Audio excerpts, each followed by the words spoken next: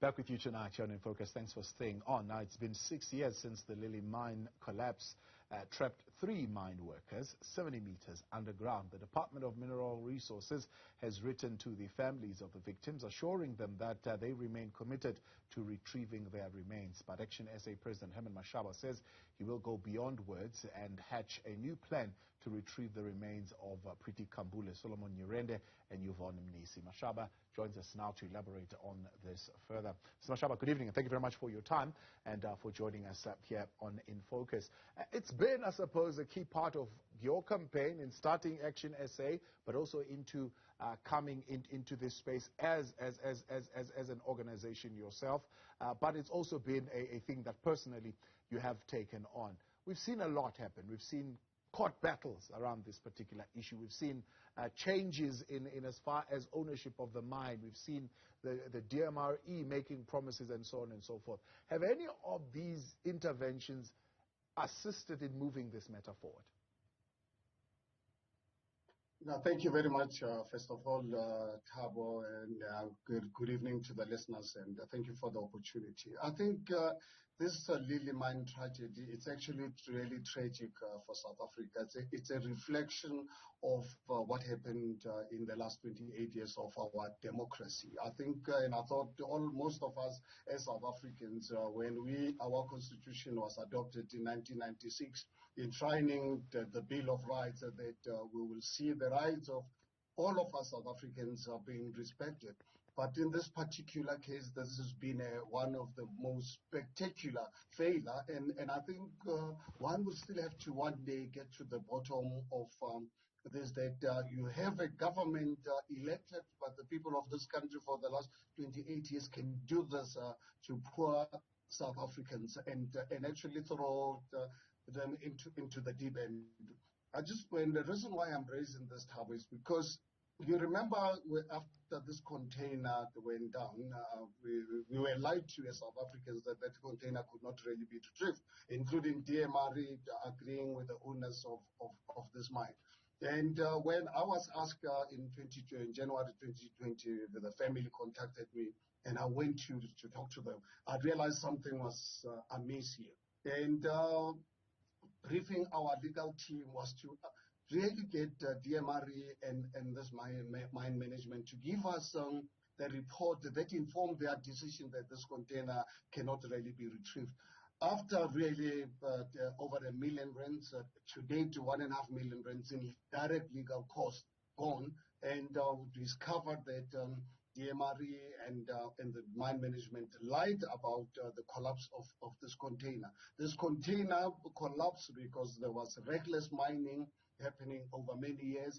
There are 2 reports by engineers, mining engineers, warning the mine management about the danger of what they were doing. So this container collapse was not an accident. It was an accident bound to happen. But what is obviously, I think, disturbing for me as a person, as a South Africa living in a country where there's a Bill of Rights, that we can have the government that can fail our people in this manner. So we've really been trying the business, as you are aware, it's under business rescue practitioners, who also we believe they are part of working with DMRE and mine management, because they are now in contempt of 2 court orders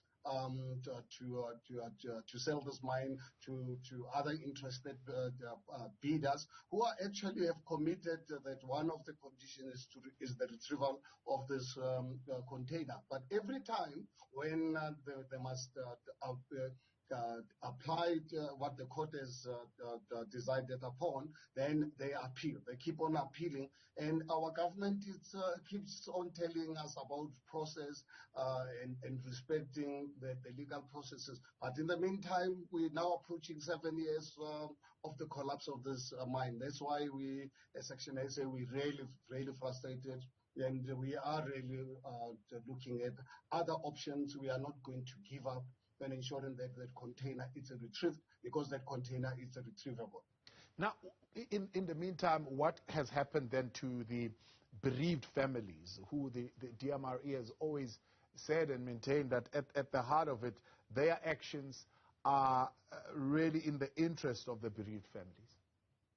Well, I can tell you without any shade of doubt, DMRE has never acted in the interest of the families. In fact, they acted against the families, including allowing the police, allowing criminal syndicates actually burning down their structures. Remember when the families realized that nothing was happening over 3 years ago. They went to set up the site next to the mine. They wanted to retrieve this container themselves with former miners, and they were prevented from getting anywhere close to the mine, and they vowed never to really leave that site. Last year, we had to really fight expensive legal costs to help to force the police to arrest the perpetrators who are still roaming free. But this incident was witnessed by South Africans. Your media house has been covering this matter quite extensively. And these families, and I really agree with them, because I cannot understand how government would expect them to just forget about the container. So families have been away from these families. They've now been camping for 3 years and they've vowed never to leave. And it's understandable. I mean, one of the brothers of the people, the ladies in the container had to drop out of university. They are camping there. It's actually one of those sad moments, dark moments for South Africa. It's actually, I wonder where Nelson Mandela is to see what's actually happening. It's a reflection on us as South Africa. We talk about Ubuntu, we talk about the Bill of Rights and so forth. But in real practice, unfortunately, to really be poor in this country, this government will unleash serious violence and non-caring. So I cannot really I want South Africans to really know that this government has actually created an embarrassment, such a betrayal to people of this country. Those 3 families deserve to get that container out, and we really want the minister, including the President of the Republic of South Africa, Mr. President, we're appealing to you. Please give peace and finality to this matter. Give these 3 families an opportunity to bury their loved ones. Now, you're saying it's now time for decisive action. You also mentioned that you are taking, or at least this represents, a new kind of approach as far as you're concerned on this particular matter. What does that new approach entail? Well, I can tell you one of the things that you are doing tomorrow, our legal team is actually writing to the NPA in Mpumalanga, because we're also not really happy with how this whole process has unfolded, because we have also had to really get the NPA to now. They've claimed to have instituted a commission into this matter. But at the end of the day, before ActionSA came into the picture, when the families laid criminal charges against the mine management, they were totally ignored. But right now they've got an inquest, which we're not really sure how long it's going to take. So if there's anyone from the NPA in Mpumalanga listening to this conversation, let them tomorrow morning expect a letter from our legal team asking them the status of this inquest that they carried out. If not, for us as ActionSA, we even pleaded with them to say, if you feel that you cannot really prosecute, give us the right, because the Constitution of the Republic of South Africa gives us a right for private prosecution. And this case is as clear as daylight. We are fortunate enough for Thabo. We have reports from mining engineers that have warned this mine management that they were recklessly mining the way they did.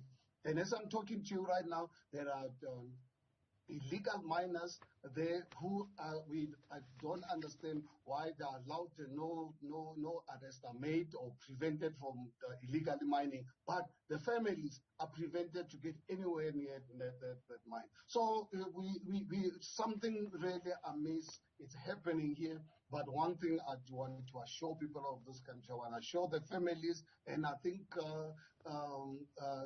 I can't really imagine how they feel every single day, sleeping away from home for 3 years, knowing very well that their loved ones are only 70 meters down that mine shaft. Yeah. And you have a government that is not really doing anything to really protect you. You've got law enforcement agencies that are not really charging people responsible for the collapse of that container.